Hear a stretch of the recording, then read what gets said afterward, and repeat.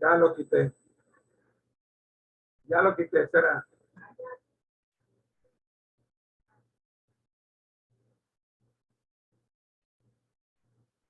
Sí, ya lo quité.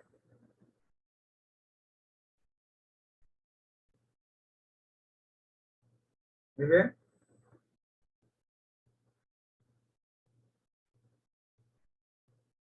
Vamos a compartir pantalla ahora.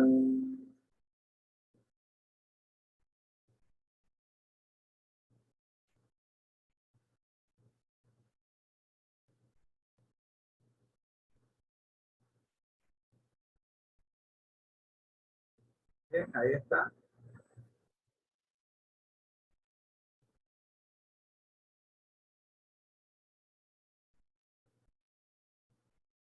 Muy bien. Aquí estamos.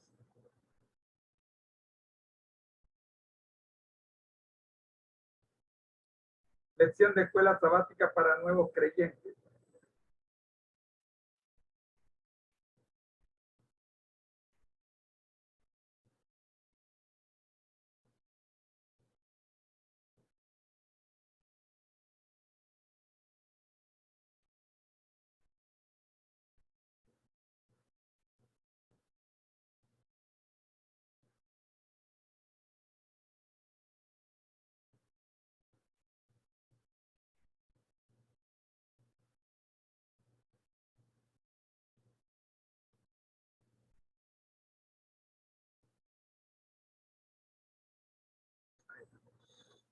Lección de escuela sabática para nuevos creyentes.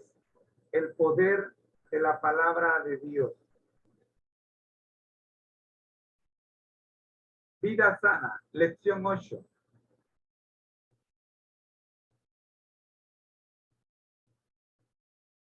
Nuestro versículo de memoria se encuentra en 1 Corintios 6, 19 al 20. El mismo dice: ¿o ignoráis que vuestro cuerpo es templo del Espíritu Santo, el cual está en vosotros, el cual tenéis de Dios y que no sois vuestros?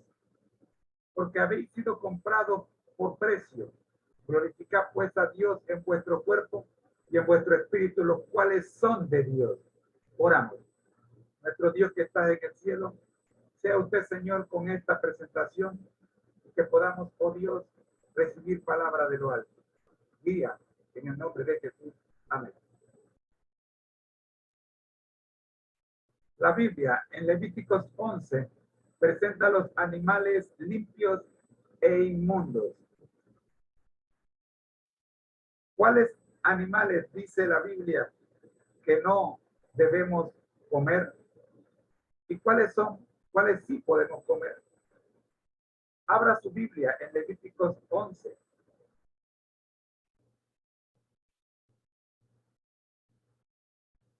Hablad a los hijos de Israel, diciendo: estos son los animales que coméis de todos los animales que están sobre la tierra. Levíticos 11, 2. Características de los animales terrestres limpios. Versículo 3. Díganle al pueblo de Israel que los animales que pueden comer son los que tienen pezuña hendida y que rumian. Estas dos características se definen en la siguiente lámina. Una pezuña es una uña muy desarrollada compuesta por queratina que cubre los dedos de las patas en los animales ungulados. Existen diferentes tipos de pezuña. Aquí podemos ver 4 tipos de ella. La pezuña que no está partida, La pezuña que está partida en 2, la pezuña que está partida en 3 y la pezuña que está partida en 4.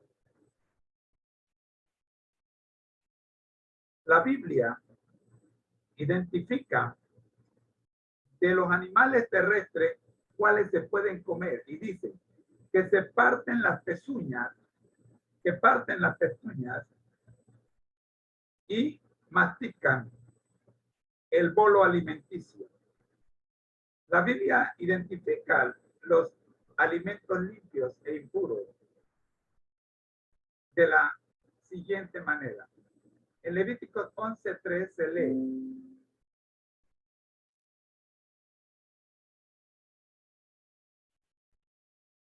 entre los animales, todo lo que tenga pezuña hendida y mastique el bolo alimenticio o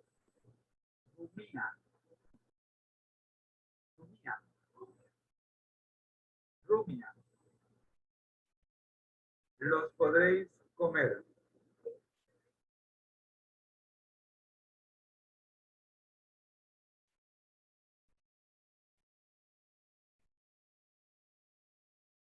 La Biblia continúa diciendo que el camello, el conejo y el conejo no son aceptables para comer porque mastican su bolo alimenticio, pero no tienen pezuñas abiertas.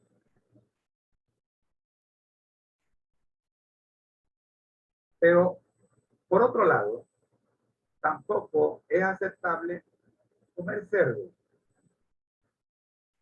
Tienen pezuñas hendidas, pero no rumían.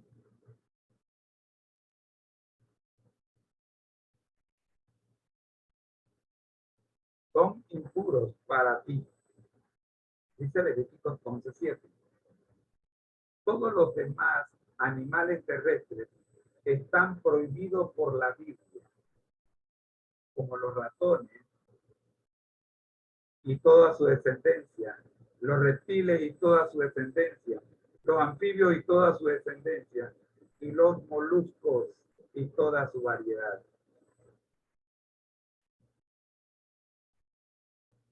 Animales terrestres limpios o cascos divididos y que rumian.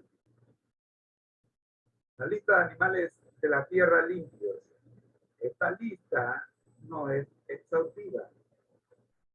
Antílope, la familia de la vaca, el caribú, el ciervo, el alce, las gacelas, las cabras y entre otras las ovejas. Mañana continuaremos estudiando el resto de los animales, las aves y los anfibios, en fin, otros animales que no tenemos acá para hoy. Oramos. Gracias le damos, Señor, por presentarnos hoy la lección de escuela sabática para nuevos creyentes. Díganos ahora de estudiar la lección de escuela sabática regular. En Jesús. Amén. El descanso supremo. Que en paz descanse. Nuestro versículo para memorizar se encuentra en 1 Corintios 2:9. Antes bien, como está escrito, cosas que ojo no vio ni oído yo, ni han subido en vuestro corazón, en corazón de hombre, son las que Dios ha preparado para los que le aman. 1 Corintios 2:9. Durante los siglos, los cristianos han estado esperando el regreso de Cristo. Este es verdaderamente la culminación de todas nuestras esperanzas. Y no solo las nuestras, sino las esperanzas de todos los fieles de Dios a lo largo de toda la historia. Lee Hebreos 11:13-16. Qué gran promesa hay, no solo para la gente de antaño, sino también para nosotros. El versículo 13 de Hebreos comienza así. Entonces, conforme a la fe murieron todos estos sin haber recibido lo prometido, sino mirando de lejos y creyéndolo y saludándolo y confesando que eran extranjeros y peregrinos sobre la tierra. Pablo está hablando aquí de los mártires cristianos y de los del pueblo de Israel que, creyendo en la venida del Mesías, habían muerto. Ya habían muerto. Versos 14 y 15. Por lo que los que estos dicen claramente dan a entender que buscan una patria. Pues si hubiesen estado pensando en aquella de donde salieron, ciertamente tenían tiempo para volver. Pero anhelaban una mejor, esto es celestial, por lo cual Dios no se avergüenza de llamarte Dios de ellos, porque les ha preparado una ciudad. En Juan 14, 1 al 3, vemos que Jesús prometió prepararla. En cierto modo, estos versículos no tendrían sentido si la concepción común o popular de la muerte fuera cierta. ¿Y cuál es esa concepción? ¿De qué habla el pasaje cuando dice que estas personas murieron sin haber recibido lo prometido? Si la concepción de la muerte que tiene el mundo fuera correcta, estos señores al morir ya hubiesen recibido la promesa. Pero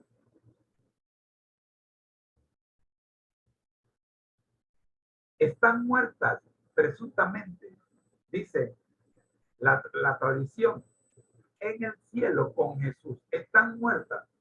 Pero ¿cómo dice la Biblia que no han recibido la promesa si están muertas? Se supone que si creemos en esto, ellos están disfrutando de su gran recompensa. Por ejemplo, durante el sepelio de Billy Graham, repetidamente escuchamos que ahora está en el cielo con Jesús. Ese sepelio se televisó. También hay una ironía en este enfoque, porque a menudo cuando alguien muere, escuchamos decir que en paz descanse. Pero, ¿qué pasa aquí? Estas personas están descansando en paz o están en el cielo haciendo lo que se supone que debían hacer. Presenciar toda la diversión de aquí abajo.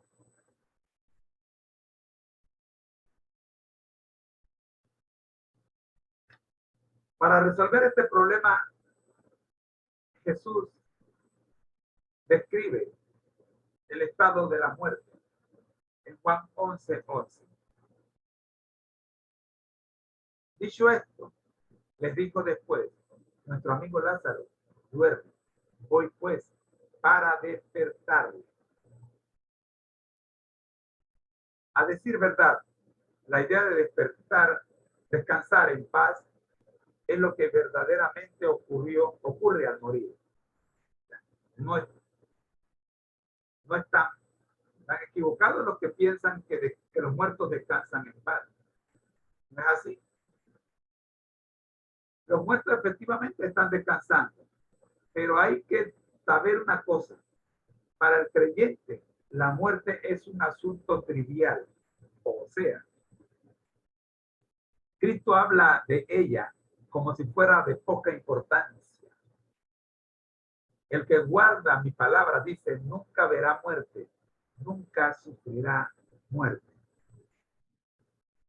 Para el cristiano, la muerte es tan solo un sueño, un momento de silencio y tiniebla. La vida está oculta con Cristo en Dios. Y cuando Cristo, vuestra vida, se manifieste, entonces vosotros también seréis manifestados con él en gloria. Juan 8, 51, 52 y Colosenses 3, 4. La cita es del deseo de toda la gente, página 731. Jesús compara la condición de una persona entre la muerte y la mañana de la resurrección con un sueño inconsistente. Juan 11, 11 y 14. pero también enfatiza que tanto los salvos como los perdidos recibirán su recompensa después de la resurrección. O sea, no antes. Habrá una resurrección para los dos grupos, una primera y una segunda resurrección. Juan 5, 28 y 29. El Señor recalca la necesidad de estar preparados para la muerte cuando llegue la hora. En Juan 14, 11, 14, él dice, entonces Jesús le dijo claramente, Lázaro ha muerto. Pero en Juan 5, 28 y 29 nos dice, no os maravilléis de esto, porque vendrá hora cuando todos los que están en los sepulcros oirán su voz, y los que hicieron lo bueno saldrán a la resurrección de vida, mas los que hicieron lo malo a resurrección de condenación. Ambos grupos escucharán la voz. En la primera resurrección, como Lázaro, serán llamados y Jesús hablará y los muertos en Cristo oirán su voz y se levantarán de sus tumbas. Pero en la segunda resurrección, esta ocurrirá 1000 años después de la primera resurrección. Está en Apocalipsis. Búsquelo. Entonces, ¿qué ocurre en esta? Ahora Jesús les llamará, pero para una resurrección para recibir la condenación. Dos resurrecciones. Una de los justos y otra de los injustos. ¿Qué consuelo tiene el saber que tus seres queridos fallecidos ahora están descansando?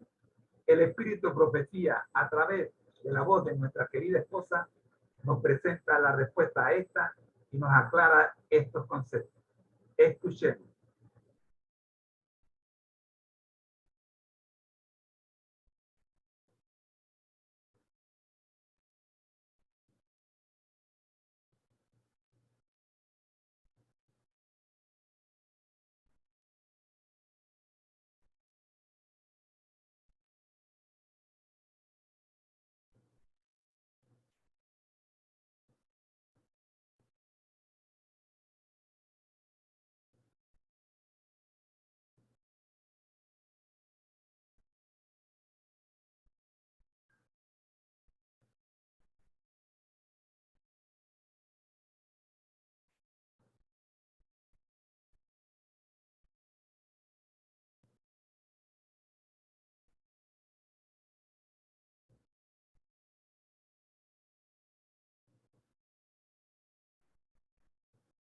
Mi queridísima esposa, Rosita.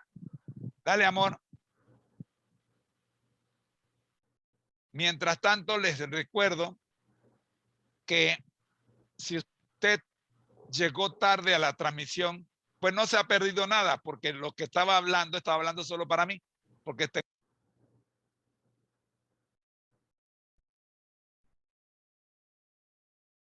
La familia, ella trabajó con nosotros por muchos años. Su papá falleció ayer, así que estamos así como medio con el moco caído. Era un señor que, claro, tenía 90 y pico de años y tenía sus problemitas ahí de salud, pero era de esos robles fuertes que, a pesar de las inclemencias del tiempo, se mantenía firme, pero ya el Señor lo llamó al descanso.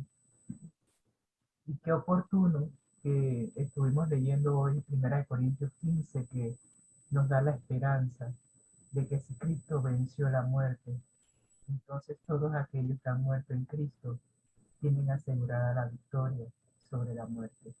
Así que para aquellos que de repente estén escuchando esta reflexión y tengan familiares que hayan fallecido, aferrémonos a esa esperanza, porque fiel es el que lo prometió. Y como dice el capítulo de 1 Corintios 15, 500 personas vieron a Jesús después de que resucitó. Así que la historia demuestra de que fue un hecho verídico, que tenemos de dónde aferrarnos, tenemos esa esperanza de resucitar cuando Cristo regrese por segunda vez. Así que vamos a compartir. Y digo, no es casualidad, nunca es casualidad con el Señor. Estamos compartiendo la última lección de esta guía de estudios de la Biblia titulada Descanso en Cristo. Y esta última lección 13 se titula El Descanso Supremo. Estamos recordando el versículo de memoria que nos trae tanta esperanza. Y dice, antes bien como está escrito, cosas que ojo no vio, ni oído oyó, ni han subido en corazón de hombre, son las que Dios ha preparado para los que le aman. Si usted ama a Cristo, recuerde siempre 1 Corintios 2:9. El Señor fue a preparar un lugar para nosotros. Y aquí al final de esta eh, lámina vemos la santa ciudad descendiendo. Esa es la ciudad. Es una, es una, es un dibujo pálido probablemente de lo que va a ser la ciudad en sí, pero nos da esperanza de que ese lugar puede ser nuestro. Podemos estar allí si así lo decidimos hoy. Vamos a ver las notas de Elena G. White correspondientes al martes. ¿Hoy qué es? ¿En los jueves? Creo que abrí. Ya había abierto el de miércoles. Ah, no, es que sí es de miércoles. Yo fui la que puse el título mal. Ok, muy bien. Entonces estamos viendo eh, hoy miércoles. Es miércoles. Eh, Vamos a ver la primera cita, el deseado de toda la gente, y qué oportuno que coincida con 1 Corintios 15. Y le pedimos al Espíritu Santo que nos dirija para que los comentarios que hagamos sean de bendición espiritual para cada uno de los que nos escuchan. Tenemos la primera cita del deseado de toda la gente, páginas 485 y 486, que viene de Juan 11:11, y dice, Lázaro, nuestro amigo, duerme. Cuán conmovedoras son estas palabras, cuán llenas de simpatía. Mientras pensaban en el peligro que su maestro estaba por arrostrar yendo a Jerusalén, estamos hablando de los discípulos, ¿verdad? Los discípulos casi se habían olvidado de la familia enlutada de Betania, pero no así Cristo. Los discípulos se sintieron reprendidos. Qué bueno es saber que Cristo siempre está pendiente de nuestras necesidades y siempre está pendiente también de aquellos que han perdido un ser querido y que están viviendo un luto. Sigue diciendo la cita del deseo de todas las gentes. Les había sorprendido que Cristo no respondiera más prontamente al mensaje. Habían estado tentados a pensar que Él no tenía por Lázaro y sus hermanas el tierno amor que ellos le atribuían y que debiera haberse vuelto rápidamente con el mensajero. Pero las palabras, Lázaro, nuestro amigo, duerme, despertaron en ellos los debidos sentimientos.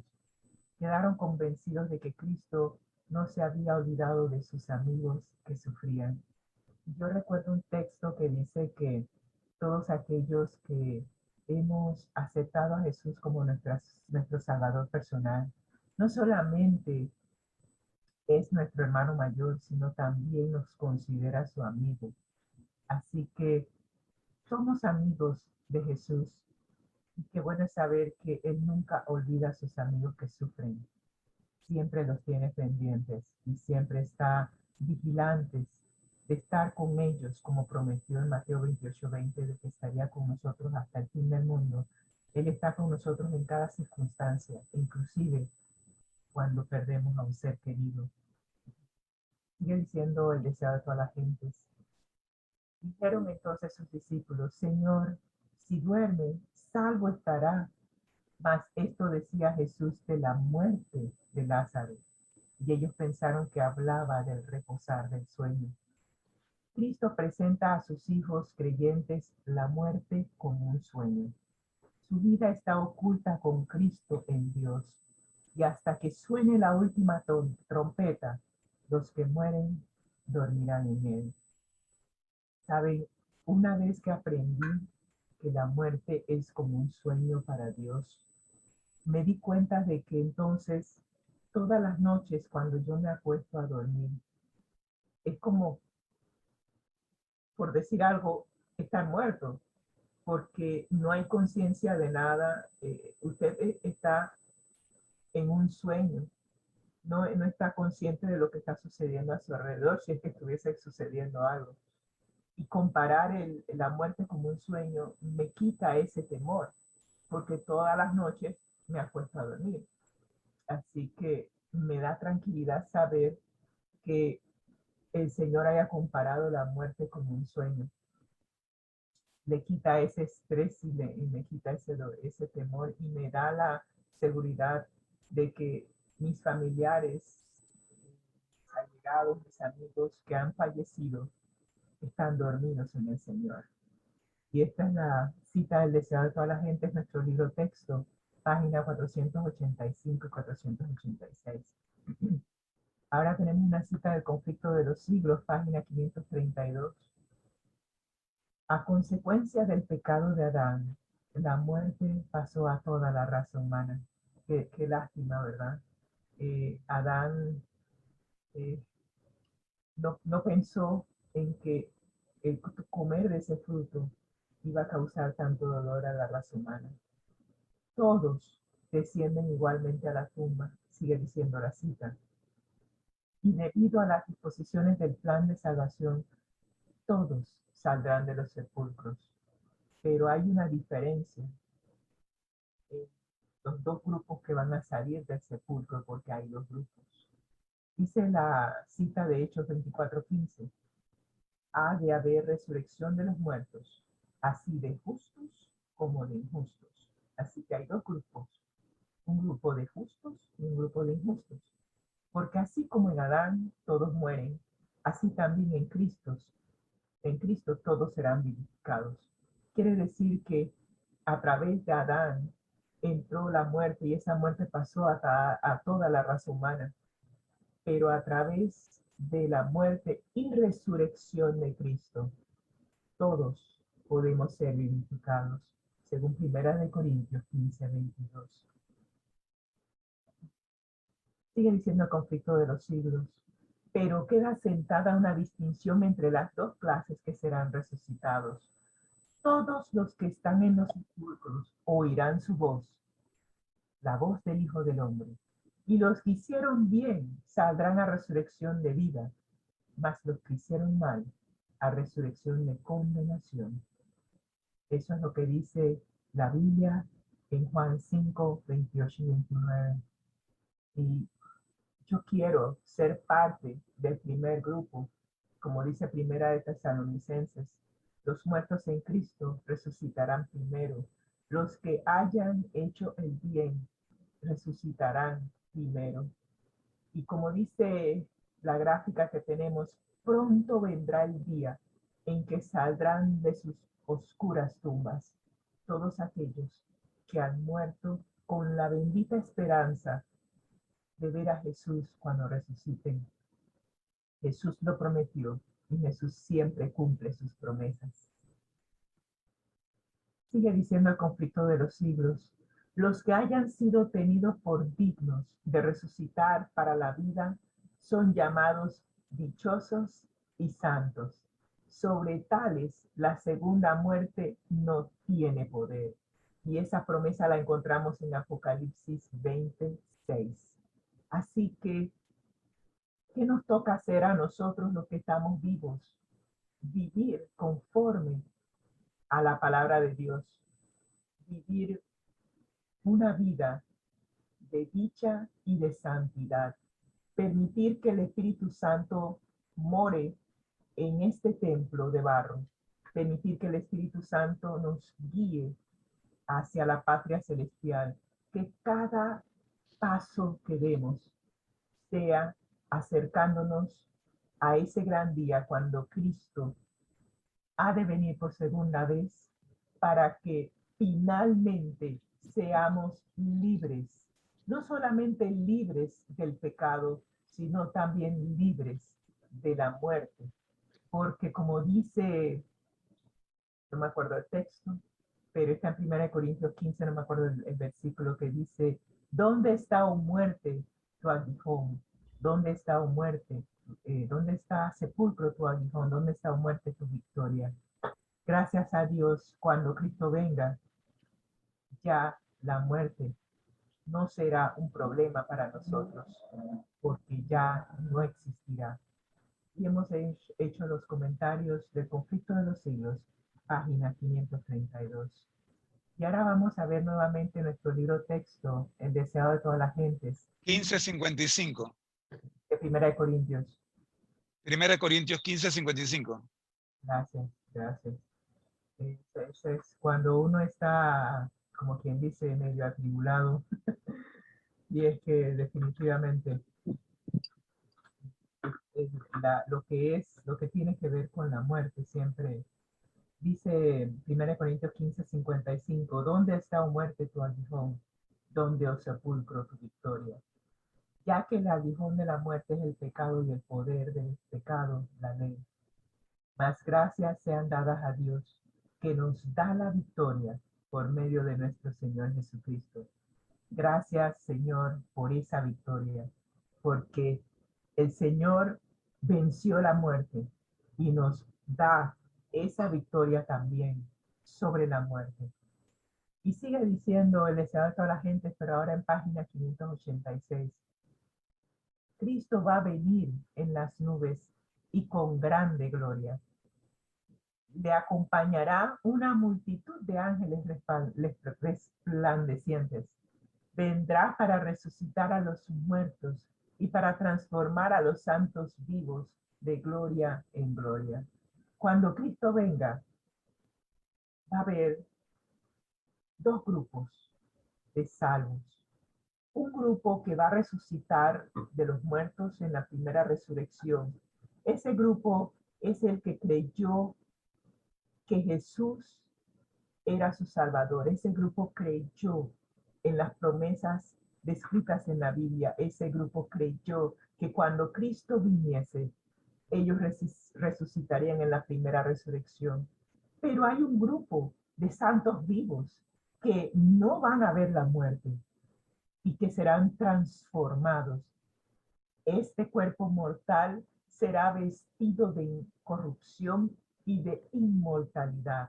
Así que no importa en cuál de los dos grupos usted y yo estemos, tenemos la victoria sobre la muerte. Ya sea que muera creyendo que Cristo es su Salvador y usted resucitará en la primera resurrección, o sea que estemos vivos para cuando Cristo venga por segunda vez, todos seremos transformados de gloria en gloria.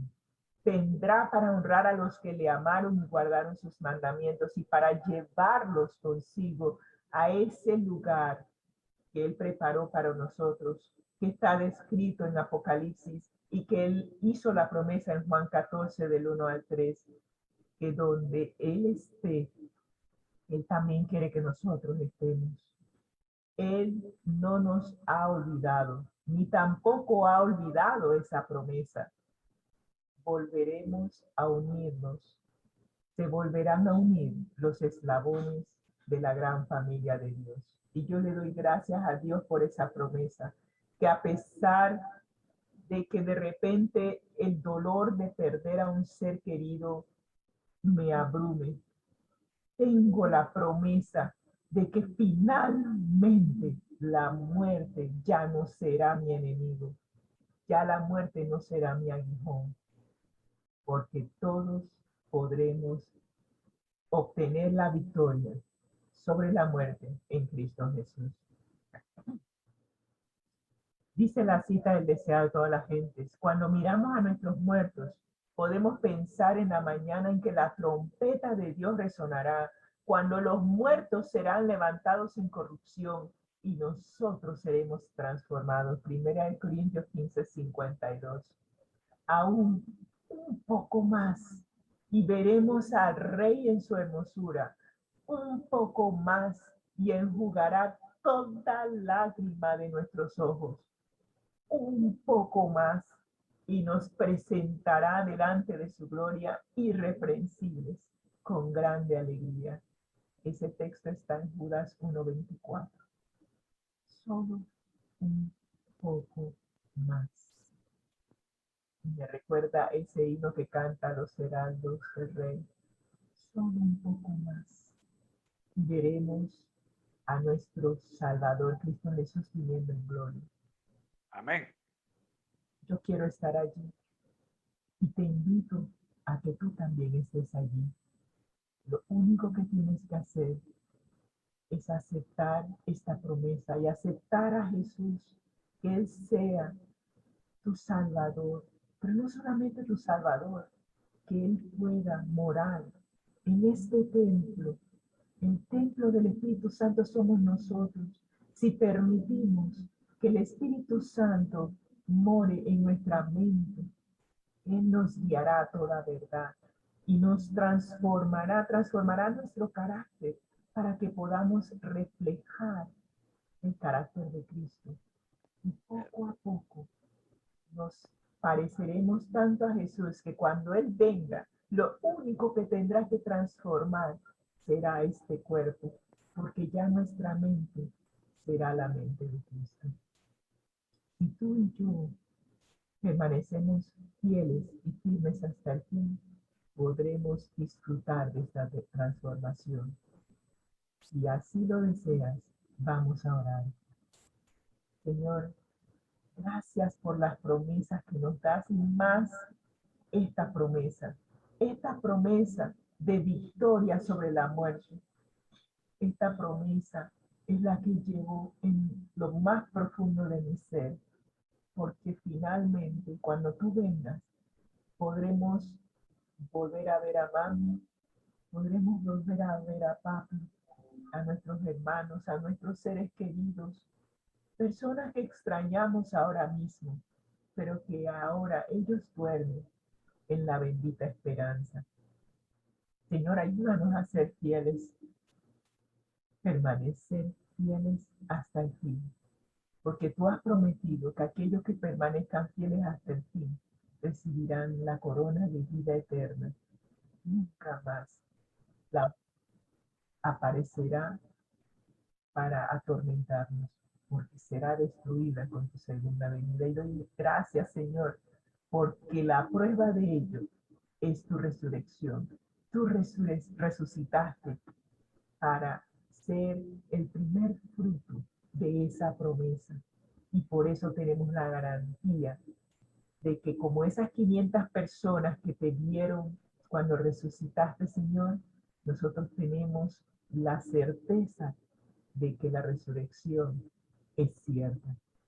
Gracias, Señor, por tus promesas. Gracias por todo lo que haces en nuestras vidas. Agradecemos tus bendiciones y tus promesas en el nombre de Cristo Jesús. Amén y amén. Bendiciones a todos. Pero muy buenos días. Buenos días a todos. Buenos días a los que estuvieron temprano acá luchando con el audio. No sabía que no se me escuchaba. Por esa razón, vamos a repetir la escuela sabática ahora a las 8 de la mañana. Cuando terminemos la programación regular, vamos a repetir la escuela sabática de nuevos creyentes y la escuela sabática regular. Vamos a hacer un en vivo. Los que puedan quedarse en Zoom para escuchar, gloria a Dios. Y los que no, pues durante el día usted puede poner el video y escucharlo. Porque el primero, repito, la primera parte del día de hoy se grabó sin audio por falla de este servidor. Me concentré en el mensaje y se me olvidó encender el micrófono. Así que, sorry. Buenos días, hermano Tulio. Bendición, hermano. Abrazo para todos. Amén. Buenos días, hermana Leonor. Gracias por avisarnos, porque si usted no entra, no me doy cuenta que estaba sin micrófono. Gracias. Vi la hermana Leonor tratando de conectarse. Digo, ¿qué le está pasando? Y cuando me fijé, digo, no tengo audio. Gracias, hermana Leonor. Buenos días, hermano José. Buenos días, hermano Tulio, hermana Rosita.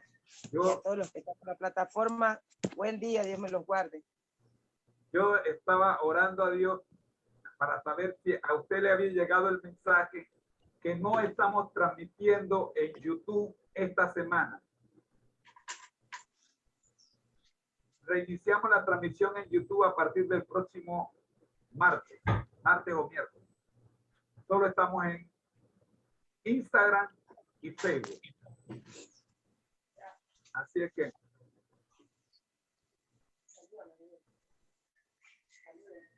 Bendiciones, hermano José. Saludos. buenos días. Chao, hermano José. Buenos días.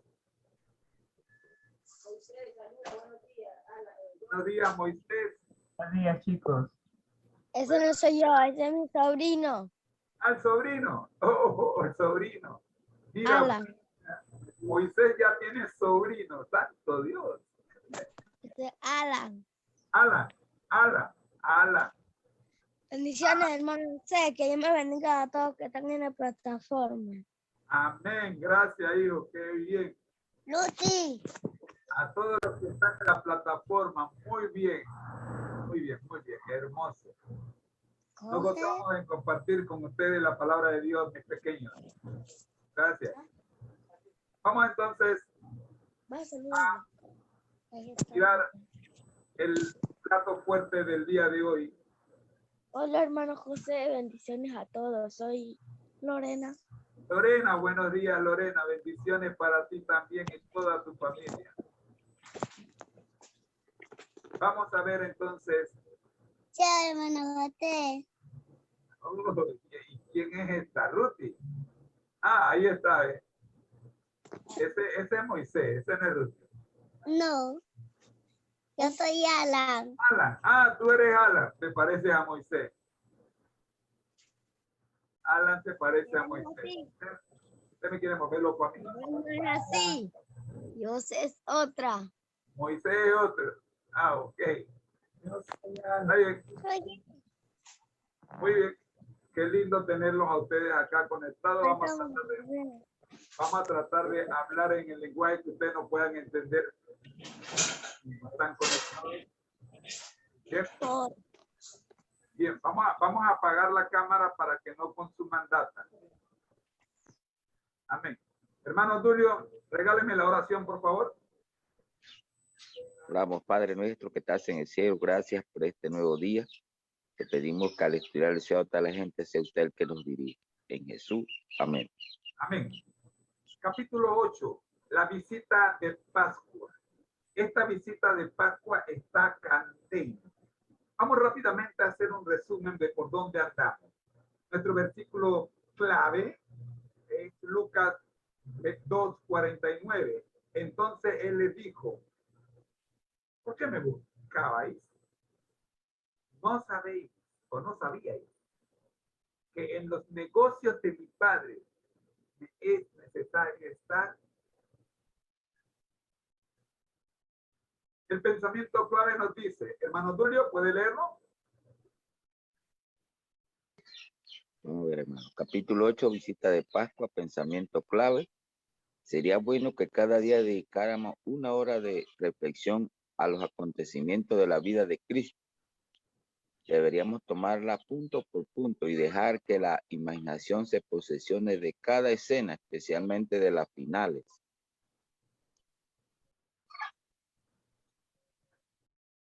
Mientras nos espaciamos así en su gran sacrificio por nosotros, nuestra confianza en Él será más constante. Se reavivará nuestro amor y quedaremos más imbuidos en su espíritu. Si queremos ser salvos, al fin debemos aprender la lección de penitencia y humillarnos al pie de la cruz. Página 63, párrafo 3. Bien. Esta lámina, las dos láminas estas, son un problema matemático. Si usted dedica 1 hora al día a reflexionar en la contemplación de la vida de Cristo, y a eso usted le suma el estudiar punto por punto, permitiendo que su imaginación se posesione de cada escena, sobre todo las escenas finales de su permanencia en la tierra. Como resultado, usted obtiene lo que dice la segunda lámina.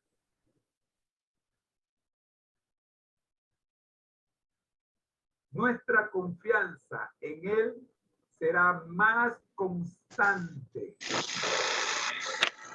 Número 2, se reavivará su amor. Y número 3, quedaremos más imbuidos en su espíritu. Amén. Dime, Juan.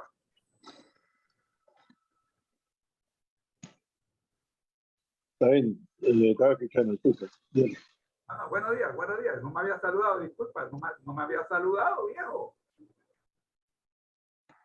Bueno, ¿qué tal? Dale. Amén. Muy bien. ¿Vieron la fórmula matemática? Si usted saca 1 hora diaria para contemplar la vida de Jesús, ya eso le suma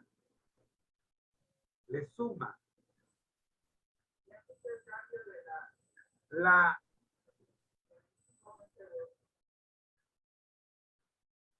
punto por punto. El detalle es punto por punto de los últimos momentos en que Jesús estuvo en la tierra. El resultado serán 3 bendiciones. Su confianza en Jesús será más constante. Número 1. Número 2, se reavivará su amor por Jesús y por sus semejantes. Nuestro amor es todo lo que amamos. Y número 3, creo yo que esta es la que más necesitamos. Quedaremos imbuidos de su espíritu. El Espíritu Santo tomará el control de nuestra vida. Y cada cosa que nos ocurra, entenderemos por qué y para qué nos ocurre. Y sabremos cómo enfrentarla.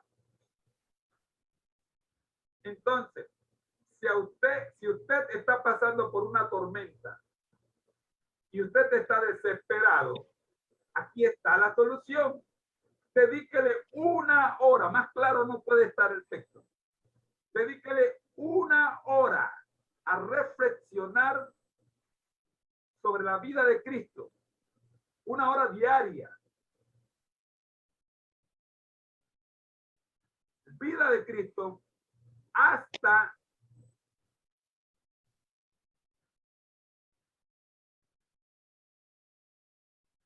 aquella noche que fue entregado. No estudia la noche en que fue entregado en adelante sin haber contemplado la vida de Cristo primero, su niñez, su juventud, su ministerio. Estudie esto. Y luego, dedíquele la última parte de esa hora, dedíquele a contemplar algún punto de esas últimas 12 horas o el último día que Jesús estuvo con nosotros, que comenzó desde el jueves cuando estaba en el jardín del Edén y fue entregado, en el Getsemaní y fue entregado, y termina con su ascensión al cielo y su promesa de pronto regreso. Quiero agradecer a todos los que están compartiendo este video en Facebook. Me han llegado por lo menos 3 o 4 notificaciones de que el video se está compartiendo en Facebook. Gracias, muchas gracias por compartirlo. Vamos entonces a la pregunta de hoy. Déjenme avanzar.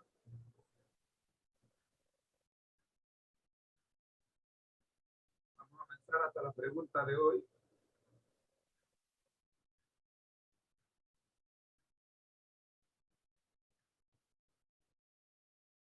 La última pregunta que vimos en este estudio fue ¿qué era la Pascua y qué representaba?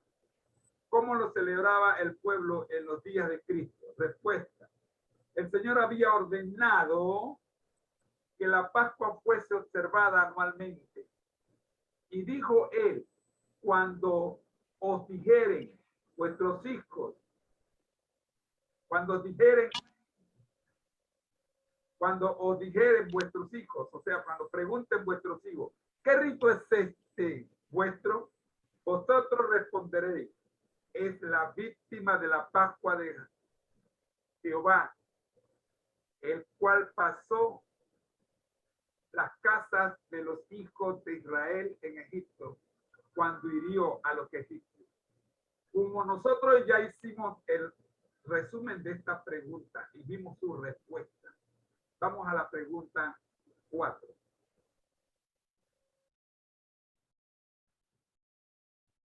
Perdón, antes de terminar con la respuesta a la pregunta 3. Todas las ceremonias de las fiestas eran figuras de la obra de Cristo.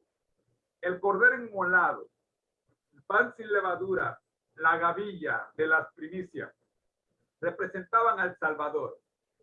Para la mayor parte del pueblo que vivía en los días de Cristo, la observancia de esta fiesta había degenerado en formulismo. Pero, ¿cuál no era su significado para el Hijo de Dios? Hay un pedacito aquí que no recuerdo haberlo visto o haber hecho la aplicación de este pedacito a nuestros días. Yo no sé, es posible que usted me vaya a decir, hermano, pero la fiesta de la Pascua no tiene nada que ver con el guardar el sábado. Sí, es posible que yo esté forzando un poquito la interpretación. Pero noten que aquí dice que la observancia de estas fiestas había degenerado en formulismo. Y me llama mucho la atención que la observancia del sábado para muchos adventistas, sobre todo aquellos que ya tenemos mucho tiempo de estar en la iglesia, que estemos atendiendo la observancia del día sábado como un mero formulismo.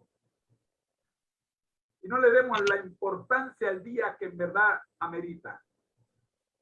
No sé si me estoy dando a explicar. Escucho comentarios.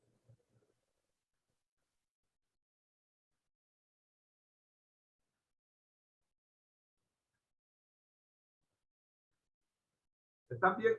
Amén. ¿Están conmigo?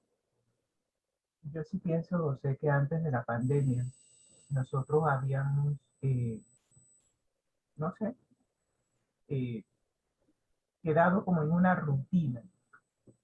Ya nos preparamos para sábado, salimos para la iglesia, nos toca predicar en una iglesia.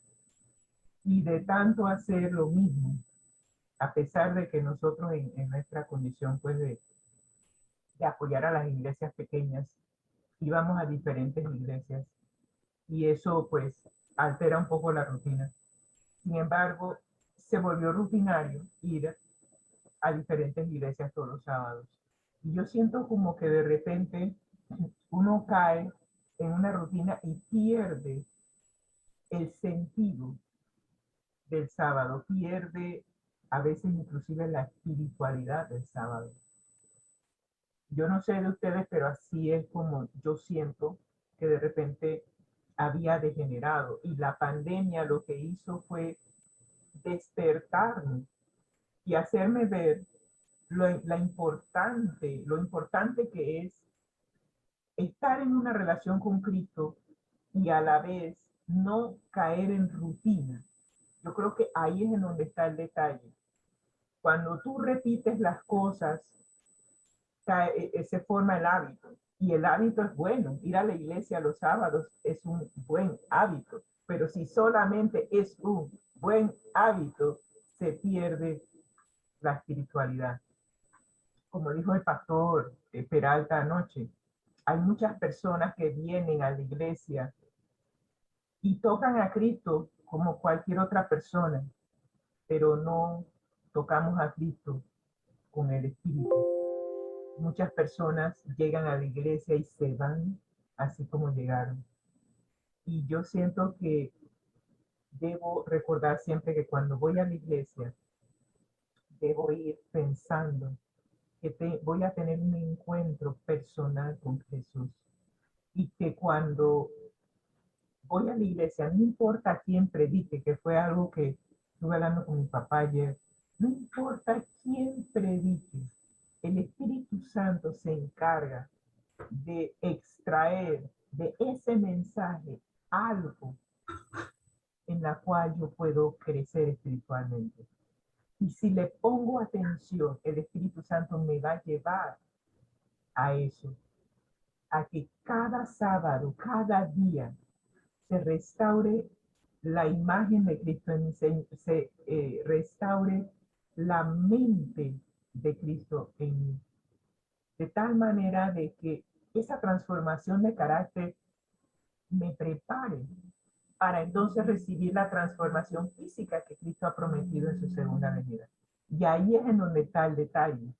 No caer, no degenerar en el formulismo, no dejar que el sábado o cualquier otra cosa que hagamos espiritualmente llegue a ser un hábito, porque podemos perder de vista el aspecto espiritual de lo que estamos haciendo y quedaríamos igual que los fariseos, idénticos, que simplemente guardaban el sábado como mero formulismo, guardaban las fiestas como mero formulismo, sacrificaban al cordero como un mero formulismo y no se daban cuenta de que ese cordero representaba a Cristo.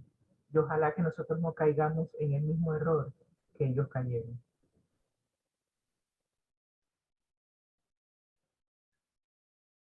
Gracias, Rosy. Muy bien, vamos entonces a la pregunta de hoy.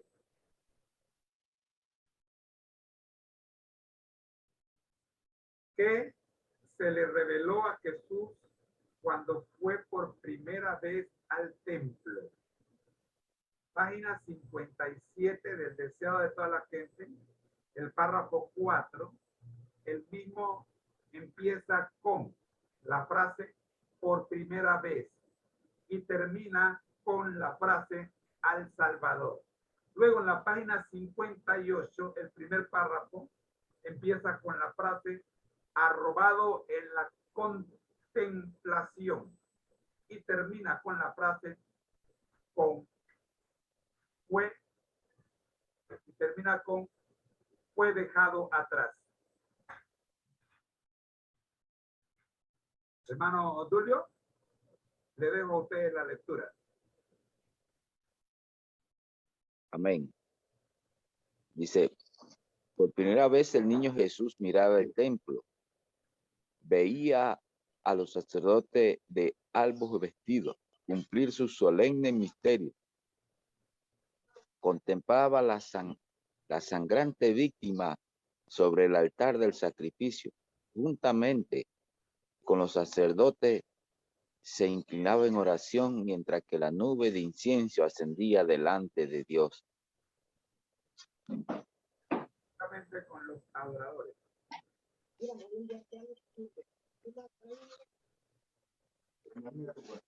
Se inclinaba en oración mientras que la nube del incienso ascendía delante de Dios. ¿Qué es lo más importante que resalta esta primera lámina de esta respuesta? Dice, contemplaba la sangrante víctima sobre el altar del sacrificio. Juntamente con los sacerdotes se inclinaba en oración mientras que la nube de incienso ascendía delante de Dios. Su versión dice con los sacerdotes. Juntamente con los adoradores. Con los adoradores. O sea, aquí tenemos un problema que probablemente nosotros no lo llegamos a entender, porque nos están llevando a la iglesia desde el día que nacimos. Usted ve que padres de familia entran con su bebé a la iglesia, ya sea la religión que sea. Mi mamá me llevó a la iglesia, yo creo que no había nacido y ya yo estaba en la iglesia escuchando al sacerdote. Pero Jesús no pasó así. ¿Se acuerdan ustedes lo que estudiamos en una de las preguntas anteriores?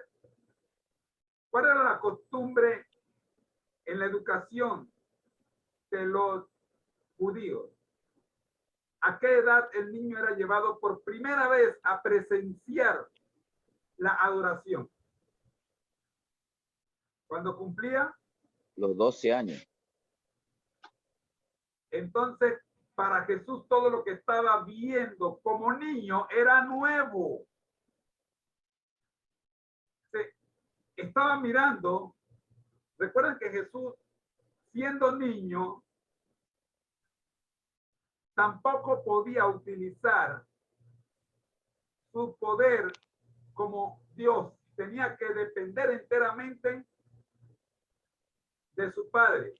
Así que para Jesús, esto que está enfrente, ocurriendo delante de él, por primera vez ve el sacrificio de un cordero. Contempla la sangre de un cordero que él como niño no sabe, no sé si me van a entender, me voy a explicar. Como hombre, como niño, no tiene la menor idea de que ese corderito que está muriendo allí lo representa a él mismo quien va a morir. 30, perdón, que quien en el futuro morirá. ¿Ok? Así que en esta primera lámina de esta pregunta de hoy, vemos a un niño impresionado por lo que está ocurriendo y con muchas preguntas. ¿Alguien más tiene algún otro comentario de esta primera lámina? También, hermano, resalta la forma en que la Virgen María lo enseñó a adorar, ¿verdad? Porque ahí se contemplaba y él se inclinaba con los otros adoradores.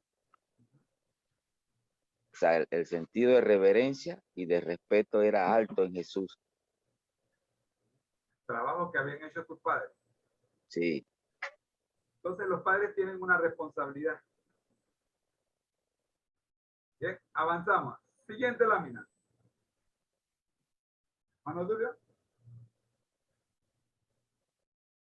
Presenciaba los impresionantes ritos del servicio pascual. Día tras día veía más claramente su significado. Todo acto parecía ligado con su propia vida. Se despertaban nuevos impulsos en él. Silencioso y absorto, parecía estar estudiando un gran problema. El misterio de su misión se estaba revelando al Salvador. Bien. El padre está hablándole al hijo. Luego,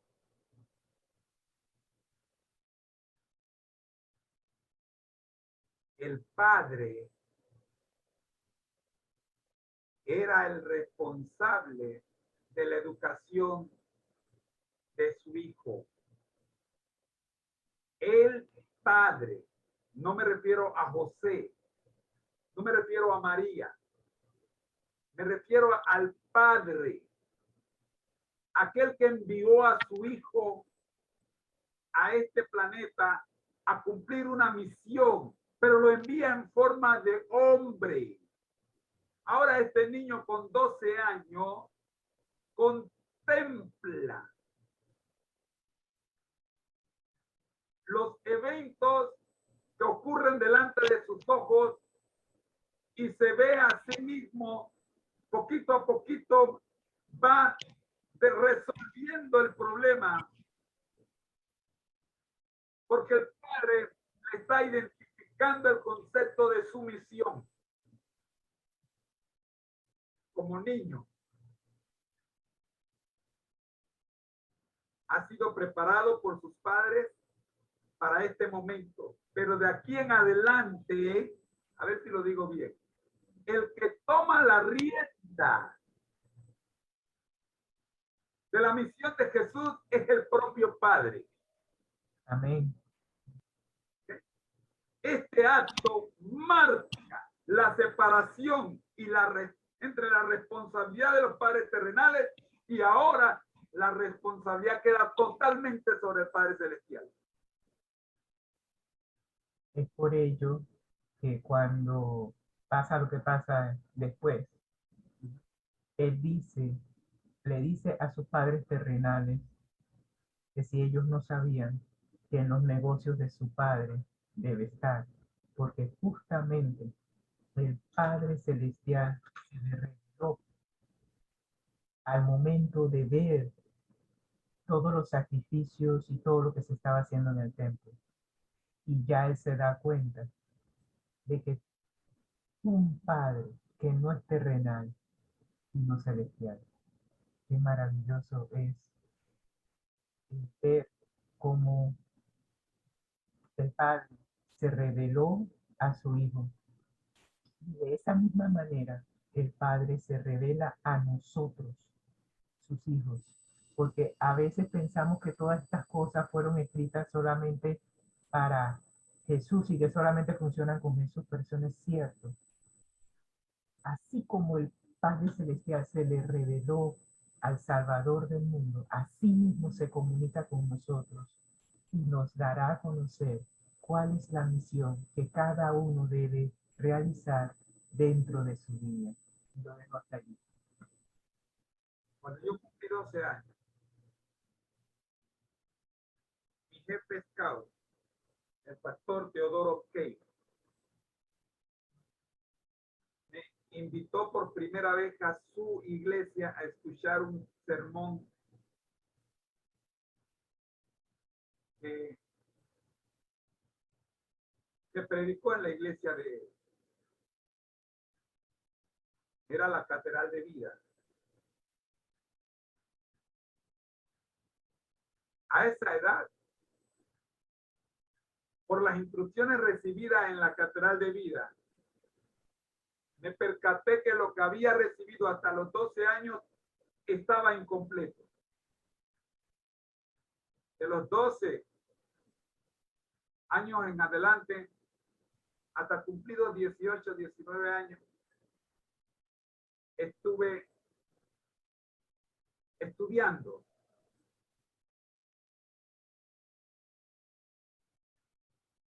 y buscando conocer un poco más de Cristo.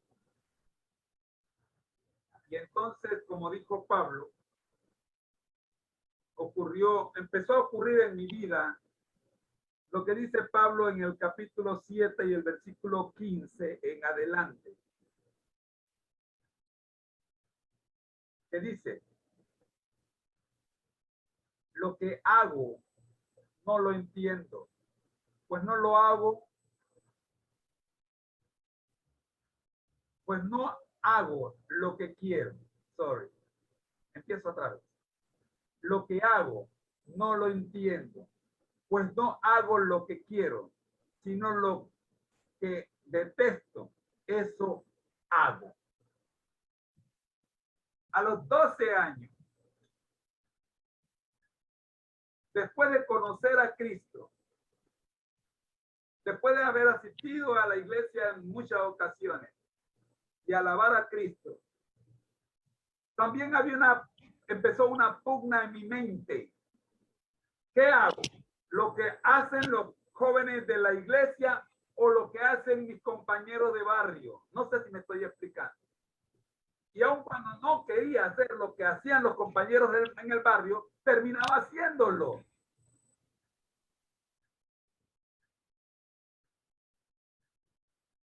El estudio estudio de hoy se titula ¿a quién le estoy dando de comer? ¿Al viejo o al nuevo hombre?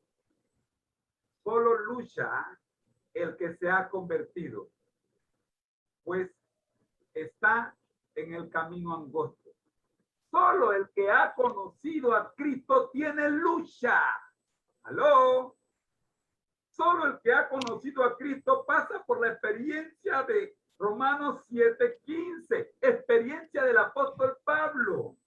Lo que hago, no lo entiendo, pues no hago lo que quiero, sino lo que detesto, eso hago.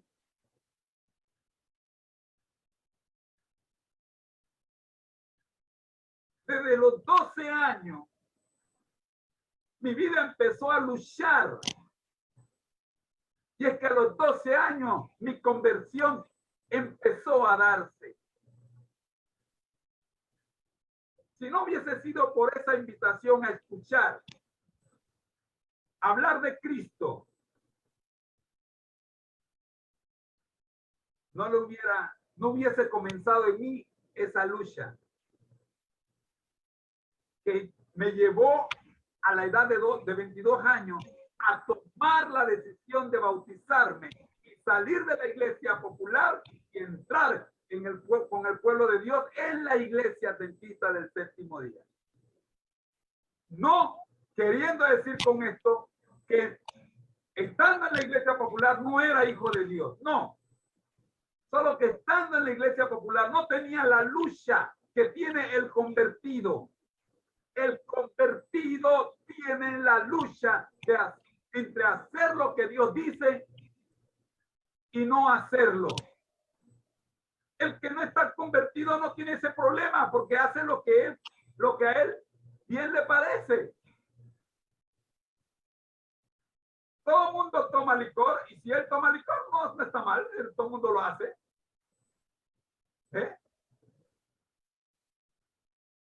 Todo el mundo va a ir a los sábados en la noche y el día que bien le parece. Todo el mundo va a los carnavales. Todo el mundo celebra Navidad, Año Nuevo y todas estas fiestas que no están en la Biblia. Todo el mundo hace esto, así que si tú no estás convertido, eso no es un problema para ti. A los 12 años Jesús enfrenta ahora un problema. Comienza el problema, ¿obedezco a mis padres o obedezco a mis padres terrenales? Y allí está el conflicto. 3 días estuvo Jesús siendo impresionado por los actos de aquella primera vez que presencia el sacrificio de un cordero. Todo acto parecía ligado con su propia vida. Jesús empieza a ver y a entender el para qué ha venido. Empieza a separarse de los amiguitos terrenales para ir tomando en su adolescencia responsabilidades serias por las cuales vino. Se despertaban nuevos impulsos en él. Pero no eran los impulsos conocidos de un adolescente de 12 años. ¡Aló!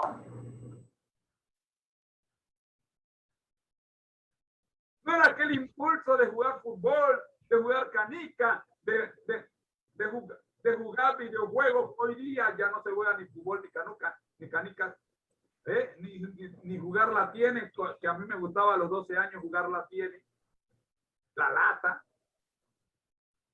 No, ya esos impulsos no. En Jesús se despertaban impulsos que dicen que eran nuevos para él.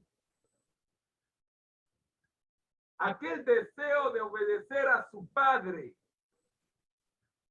Aquel deseo de cumplir la misión para la cual había venido cuando a los 12 años todavía no entendía la misión. Silencioso y absorto, parecía estar estudiando un gran problema. Estudia el problema.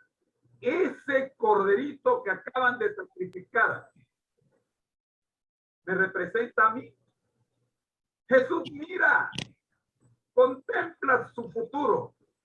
El misterio de su misión se estaba revelando al Salvador. El Padre, como dije al principio, ahora le está hablando de manera directa. Hijo, este eres tú en figura. De aquí a unos cuantos años, tú serás el cordero que ha de ser sacrificado.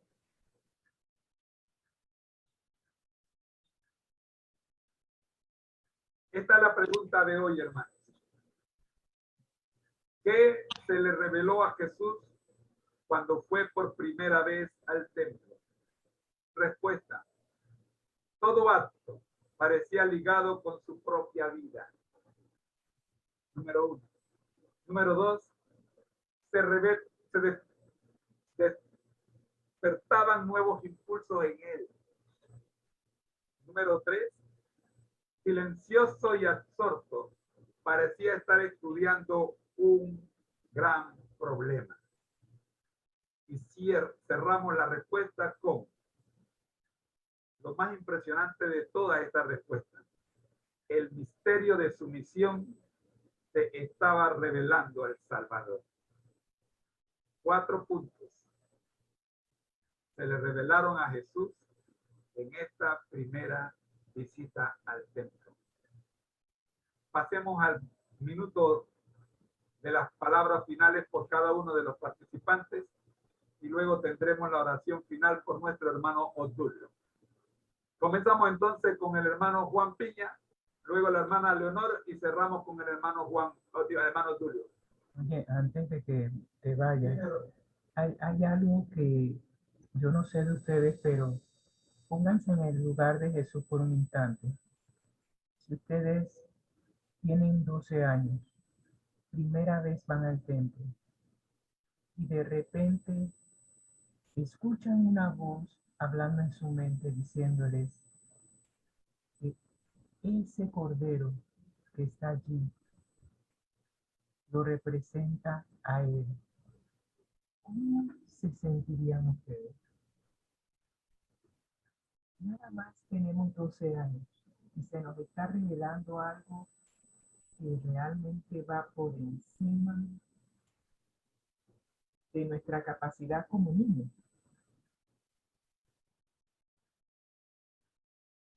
No sé, lanzo la pregunta al aire porque de repente me entró así como una...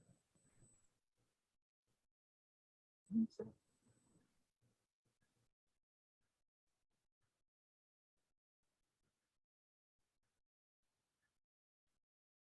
Y a mí se me hubiera revelado eso a los 12 años. Yo creo que hubiera hecho probablemente lo que hizo Jesús. Retirarme, conversar con mi Padre. Que me aclare si esa es la misión que me ayude a intentarla y a realizarla. Y ahora entiendo esa pugna que tuvo Jesús en el Getsemaní cuando dijo, si es posible que pase esta copa de mí, que pase, pero que no se haga mi voluntad, sino se haga tu voluntad. Él venía con esa lucha desde los 12 años, cuando por primera vez se le reveló su misión. ¿Cuál es la misión que Dios me está revelando a mí y te está revelando a ti?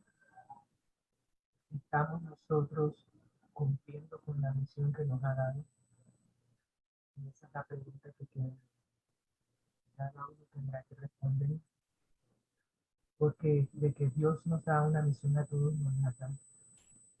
La cosa es si vamos a permitir que se haga nuestra voluntad o que se haga la voluntad del Padre. Gracias, Rosy.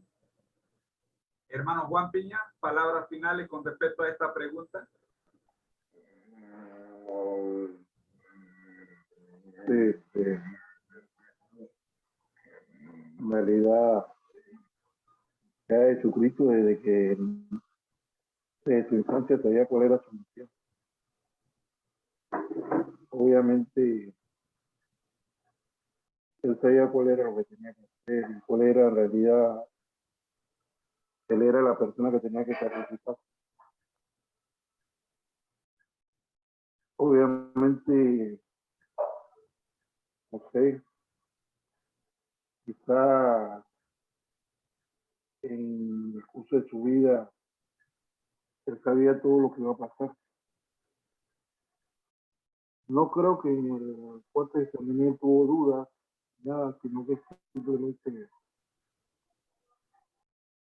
en su humanidad, pues, él vio lo difícil que era, pero él sabía que tenía que cumplir una misión para la salvación de todos los hombres. Y bueno, es lo que nosotros tenemos que hacer. A veces no sabemos cuál es el final de nosotros, cómo vamos a terminar. Pero cuando tú tienes una misión en la vida, Dios te da, tú tienes que confiar en lo que, en la orientación que Dios te dé. Porque al final, si tienes esa fe necesaria, porque eso es lo que tuvo Jesucristo, al final él sabía que iba a salir victorioso. Porque si estás con Dios, no vas a perder. Si estás con Dios, estarás victorioso. No importa las cosas que vayan a suceder. Y creo que eso es, en cierta manera, la preparación que tiene que tener cada adventista, cada cristiano, para lo que vaya a venir. Nosotros estamos viendo que están sucediendo muy fuerte. Puede ser que lo vemos fuerte, pero apenas, como dice la Biblia en Apocalipsis, apenas son los dolores de parto. No sabemos a dónde vamos a llegar, pero si mantienes esa fe en Dios, que Dios controle tu vida, te oriente, al final saldrá victorioso. No importa lo que suceda, pero bueno, ya esa es decisión de cada uno. Por eso que esos tipos de reflexiones es bueno hacerla, esta no dice hay que hacerlo. Porque a veces es muy bonito decir que, bueno, yo soy cristiano y soy adventista, sí, pero no sabe qué misión le tiene Dios a cada uno de nosotros. Y a dónde nos llega, a dónde va a llegar todo eso de ser adventista, a dónde nos va a llevar. Y tenemos que ver que va a haber muchos sacrificios, muchas cosas que vendrán. Y ahí es donde entonces todo uno tiene que aferrarse más a la fe de Dios, más que a uno mismo. No a la iglesia sí, sino más a la fe en Dios. Dios es el que tiene que controlar. Dios te traerá esa paz a tu a pesar de que queremos en un mundo de tribulación. Porque al final, esta es la condición de que nosotros saldremos victoriosos. Pero si estar totalmente confiando en Dios. Dios, me parece que es lo que yo analizo de lo que se está dando ahí. Por eso que yo le pido a cada hermano que reflexionemos en todo esto y que tengan muchas bendiciones con toda su familia y que Dios lo permita hacer. Amén, amén, amén. Amén, Juan, Dios te bendiga. Hermana Leonor.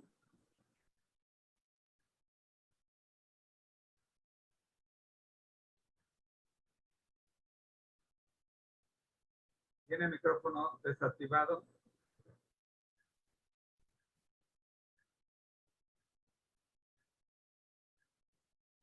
La hermana Leonor está en modo avión. Entonces, ya. Buenos días, hermanos. Buenos días, Cristian. Saludos. Saludos. Saludos y despedida. Buenos días, hermanito, Dios te bendiga. Amén. ¿Ya? Palabras finales, hermana. A todos, al hermano Ordulio, que Dios me lo bendiga, que Dios me lo guarde. A la hermana Rosita. Y a todos los que están conectados, que mi Dios me lo guarde. Que pasen un día maravilloso en la presencia de Cristo Jesús. Chao, hermano José, que Dios le bendiga. Chao, hermano José, que Dios le bendiga. Gracias. Yo. Tú no. Gracias, hermano José, que Dios le bendiga. Amén. Hermano José, no. En la tribu, la otra tribu. De la otra tribu. Bueno, pues. Vamos entonces con la oración final, hermano Tulio. Palabras finales y oración final. Bueno, hermano, yo creo que la madre de Jesús le había enseñado bien a Jesús qué significaba la Pascua. Porque en lo que venimos estudiando hemos visto pues que fue una gran instructora en educación de su hijo. Amén. A tal grado que creo que este párrafo por eso es que lleva a Cristo a pensar de esa manera, porque estaba la promesa, ¿verdad? Sabemos que en la Biblia el primer hijo era el que era elegido por Dios. Me imagino que eso llevó a Cristo a pensar esa parte como humano, ¿verdad? Porque en el sentido humano Jesús no ejercía ningún conocimiento del futuro. Usaba plenamente la humanidad, que era lo que Satanás quizás más adelante, ya pasamos la tentación, ¿verdad? Era lo que Satanás quería hacer, que Jesús usara sus poderes sobrenaturales para derrotarlo. Pero aquí vemos, ¿verdad?, que él como humano observó que había un problema grande y el misterio de su misión estaba revelando a sus propios ojos, ¿verdad? Así que nosotros no sabemos, ¿verdad?, qué nos depara el futuro, pero si seguimos con Jesús, poco a poco todo se nos va revelando. Y al final sabemos que vamos a llegar a la eternidad con todas las luchas que tenemos. Porque como decía la lección, ¿verdad? Nadie que se acerca a Cristo va a vivir en paz en este mundo. Como dice el libro del pastor Mark Finley, destrozado. Nadie. Así que nos toca seguir adelante confiando en el Señor. Así que vamos a orar, hermanos. Señor Jesús, que estás en el cielo, te damos gracias por este nuevo día. Porque aún en medio del sufrimiento tú te manifiestas con poder. Sí.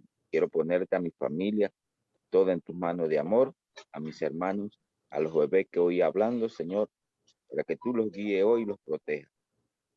Señor, ayúdanos a seguir mirándote. En el nombre de Jesús, amén. Amén, amén. Amén, amén. Amén, hermano Tulio. Saluda a la hermana Maritza y a los tres come arroz, Irving, Eduardo y Osiris.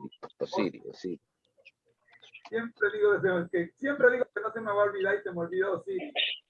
Bueno, María José, hoy estoy con mi mamá por acá, por el interior. Vine de mi mamá. ¡Qué bueno! Y la señal está clarita. Sí. Con razón no escuché los gallos. Estaba pensando porque aquí, pues sí, acá en el interior ya hay bastante,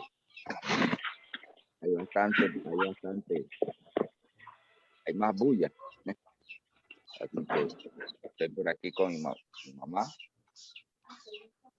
Saludo a su mamá, hermano Tulio. Un fuerte abrazo y un beso a la madre de todos. Ahí viene, hermano, dice que va. Va a saludarnos, qué bueno. Venga, mamá, 5 minutos. Ahí. Le presento a mi mamá, hermano, Mérita González. Emérita. Señor, hermana Emérita, la cara de Otulio. Ay, Dios mío. Sí, vine a visitarla, hermano, porque nada más la tengo ahí ahora. Hermano Emérita, usted sabe que usted parece mamá de los dos. Mire, es la misma cara de ella. Bendiciones. Bendiciones. Oiga, Dios es maravilloso, ¿verdad? Dios es bueno. Sí, amén. Amén, amén. Qué bueno es verles, qué bueno es gozar de su presencia. Ustedes me llenan de felicidad hoy y sé que si fuera posible que la hermana Emérita estuviera conectada con nosotros todas las mañanas, sería fabuloso. Ay, cómo no. Sería maravilloso. Amén, amén. Qué Bueno, bueno hermano. conocerla, sobre todo conocerla. Igualmente. Aquí usted tiene un hijo más. Sí, ay, bueno, gracias. Gracias. Tiene una mamá también, tiene su mamá. Gracias. Se le quiere de corazón. Mire, el hermano Tulio y su esposa, conjuntamente con sus 3 come arroz, Ajá. formar parte de nuestra vida desde mucho antes de la pandemia. No somos familia de pandemia, somos familia mucho antes. Así es, hermano. Así. Así es que allá en Gonzalillo, donde ellos viven, y ahora donde usted vive, Acá en Chiriquí, San Félix. Chiriquí, San Félix. San Félix. Bueno, Sí. mi abuelo era de Vivalá. Ah, se queda más lejos. Más lejos. Más lejos, sí. Yo creo que he ido 1 o 2 veces por allá. Y Ajá. conmigo también recuerdo haber visto San Félix. Ajá. Nos tocó, cuando éramos scouts, nos tocó hicimos muchas excursiones a Chiriquí. Y recuerdo el río David. Ujú. Allá, ese es David, por eso. Está en David. El río David, es el río que recuerdo. Ajá. Tenga mucho gusto. Es lindo verla. Igual. Y Saludos a la hermana Rosita. no se vayan, que ahí mismo el hermano Tulio va a orar. Rosita, te manda saludos. ¿Cómo no? Que pase un buen día. Amén.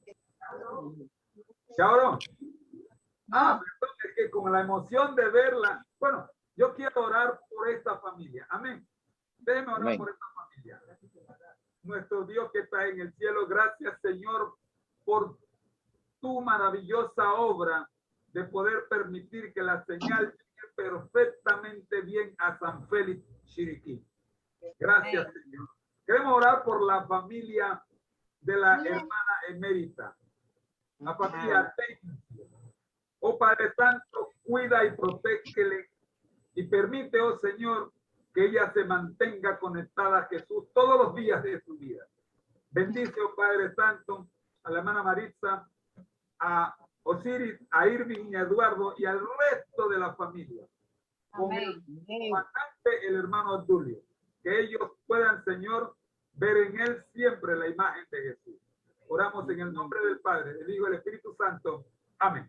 Amén. Amén. Amén. Amén. Gracias, hermano. Dios bendiga. Bendiciones para todos. Amén. Hasta luego. Igualmente. Bendiciones. Muy bien, mis hermanos, hasta aquí llega la transmisión del día de hoy. Agradeciendo a Dios primeramente y luego a ustedes por habernos acompañado. Nos vemos mañana a la misma hora. Bendiciones. Amén. Igualmente, para ti y toda tu familia. Le damos gracias a Dios porque hemos terminado la programación de la mañana de hoy. Damos gracias también a los hermanos que se conectaron a esta retransmisión en Facebook y los que compartieron este link con sus amistades. Muchas gracias. Bendiciones. El Señor me los cuida a todos. Bye bye.